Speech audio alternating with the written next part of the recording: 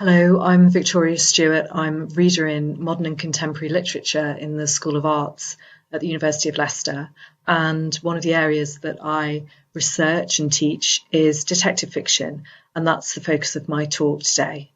In this talk, I'm going to focus on how disguise is used in detective fiction and why that might be the case.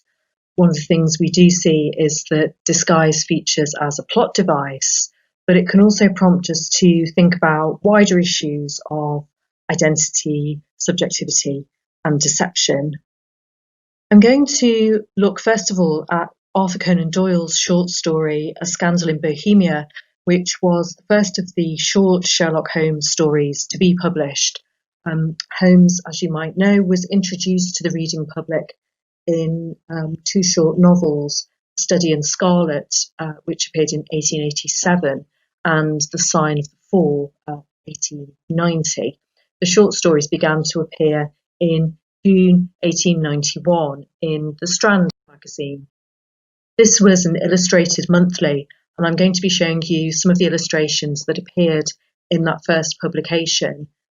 These were approved by Doyle and had a lasting influence on how Holmes has been depicted in film and television adaptations.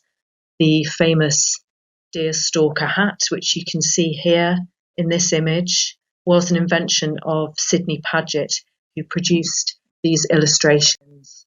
And we see that in adaptations from the 1940s, the 1960s, and also the 1970s.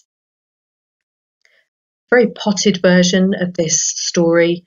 The King of Bohemia comes to visit Holmes and asks him to retrieve a photograph from Irene Adler, a former opera singer with whom the king has become entangled because he's afraid of being blackmailed. The king is about to get married, so doesn't want this previous liaison to come to light. Holmes doesn't actually manage to get the picture back, but Irene Adler, who by the end of the story is married, assures Holmes that she won't blackmail the king. It's not in her interests anymore. So interestingly, Holmes fails to solve the case. He's actually defeated by Irene Adler and has to take her at her word. Now, this story, which is about 25 pages long in modern editions, contains several instances of disguise. When the King of Bohemia first arrives to consult Holmes, he disguises himself as a nobleman, so doing that thing of saying, it's not my problem, it's my friend, I suppose. Holmes sees through this disguise pretty much instantly. In fact, even before the king arrives, he's figured out from analysing the paper of the letter that the king has sent him who he actually is. Next, Holmes disguises himself as a drunken-looking groom, and he does this so that he can make friends with servants who work for Irene Adler and for the neighbours. It's from the servants that he finds out more about her routine, where she's likely to be at different times of day, those sorts of details. In later detective fiction, servants are often constructed as a sort of enemy within. I'm thinking about interwar detective fiction here. You need them to clean your shoes, maybe, but you worry that they might know a bit too much about your private life. In this story, it's interesting that Holmes can quite easily gain the confidence of these servants. He's not just very good at disguising himself as a member of the lower classes. In order to gain access to the house where Adler is living, he also dresses as an amiable and simple-minded nonconformist clergyman. Watson says about this disguise, it was not merely that Holmes changed his costume, his expression, his manner, his very soul seemed to vary with every fresh part he assumed. So it isn't just about outward appearance, he really inhabits the role, and that helps explain why the servants also accept him for what he claims to be.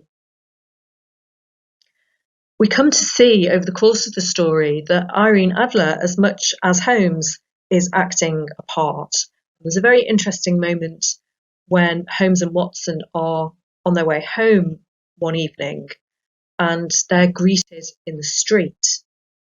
We'd reached Baker Street and had stopped at the door.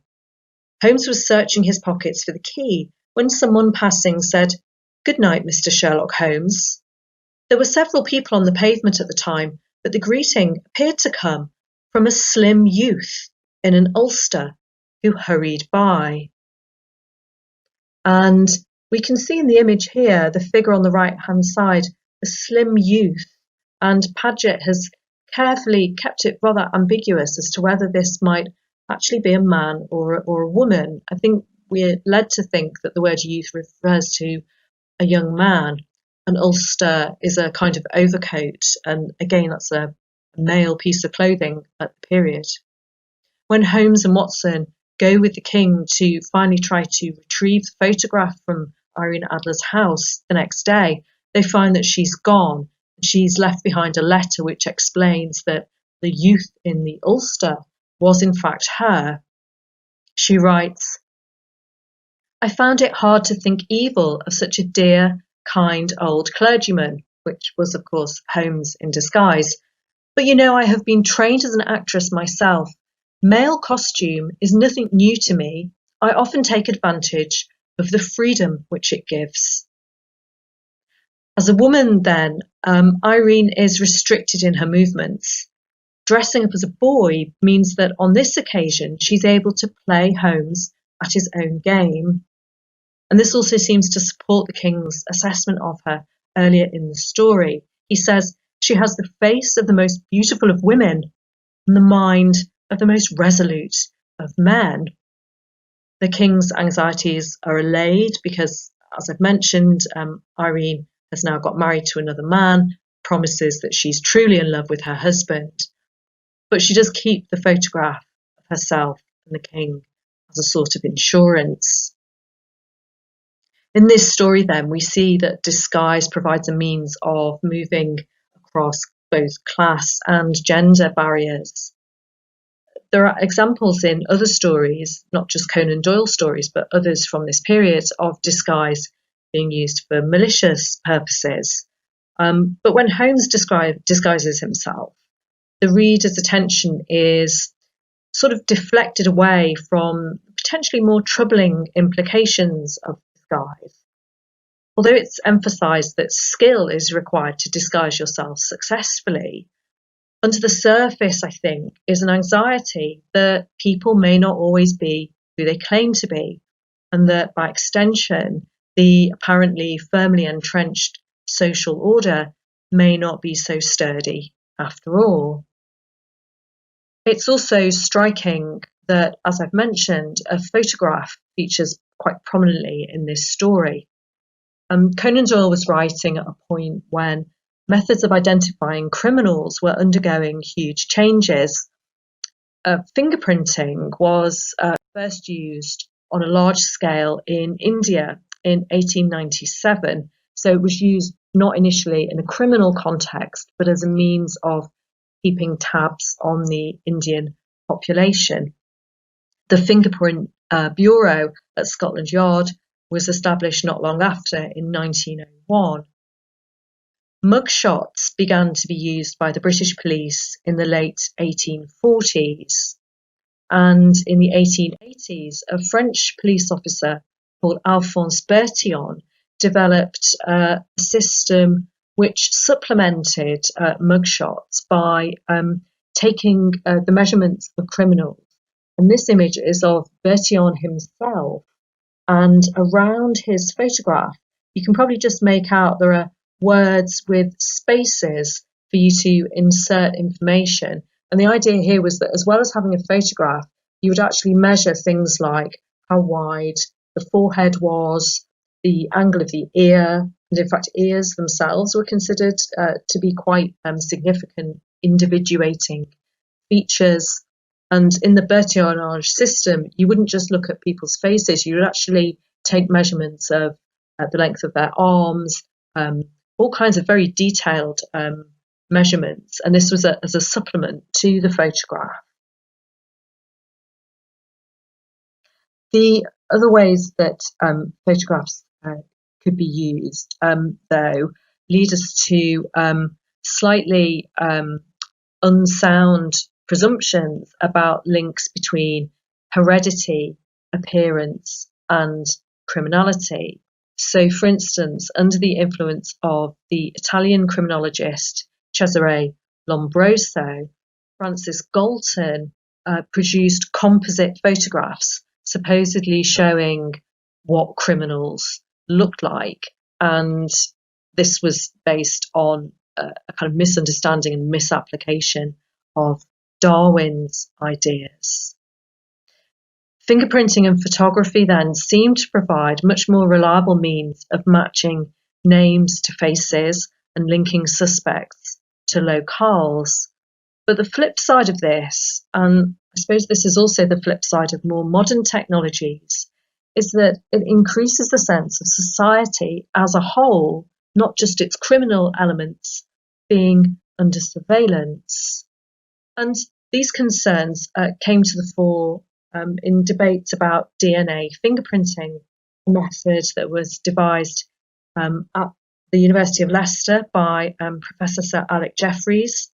And he has said that he doesn't think that DNA samples should necessarily be kept on file if charges aren't brought against the person who's given the sample. He's not so keen on the idea of there being a massive database, though obviously many what are called cold cases have been solved by using DNA that has been kept.